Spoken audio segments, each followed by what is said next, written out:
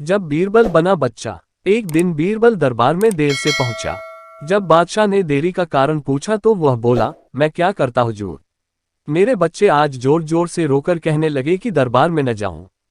किसी तरह उन्हें बहुत मुश्किल से समझा पाया कि मेरा दरबार में हाजिर होना कितना जरूरी है।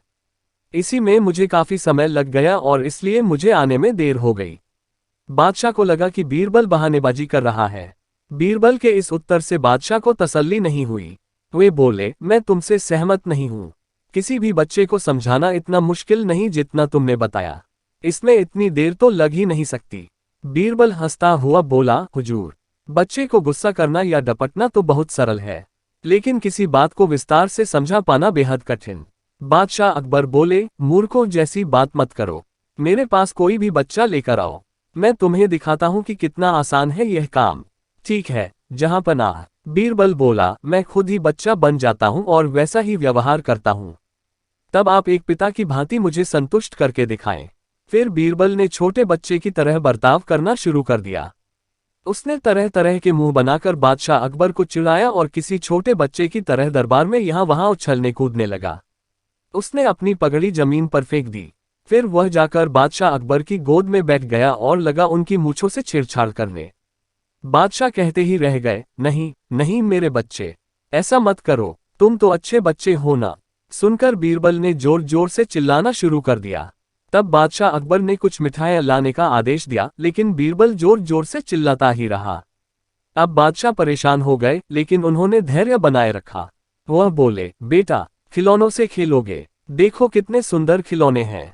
बीरबल रोता हुआ बोला, नहीं, मैं तो गन्ना खाऊंगा। बादशाह अकबर मुस्कुराए और गन्ना लाने का आदेश दिया। थोड़ी ही देर में एक सैनिक कुछ गन्ने लेकर आ गया, लेकिन बीरबल का रोना नहीं थमा।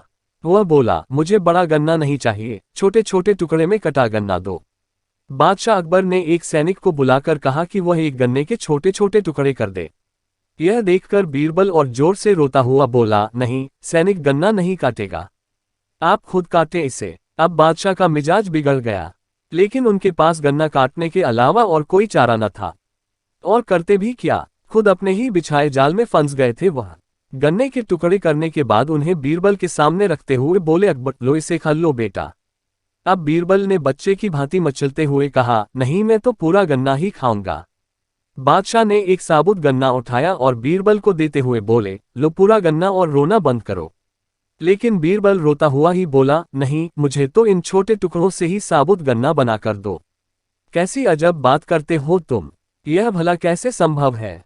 बादशाह के स्वर में क्रोध भरा था, लेकिन बीरबल रोता ही रहा। बादशाह का धैर्य जवाब दे गया। बोले, यदि तुमने रोना बंद नहीं किया तो मार पड़ेगी। अब बच्चे का अभिनय करता बीरबल उठ खड़ा हुआ और हंसता हुआ बोला, नहीं नहीं, मुझे मत मारो हुजूर। अब आपको पता चला कि बच्चे की बेतुकी जिदों को शांत करना कितना मुश्किल काम है। बीरबल की बात से सहमत थे अकबर। बोले, हाँ ठीक कहते हो। रोते चिल्लाते जिद पर अड़े बच्चे को समझाना बच्चों का खेल नहीं।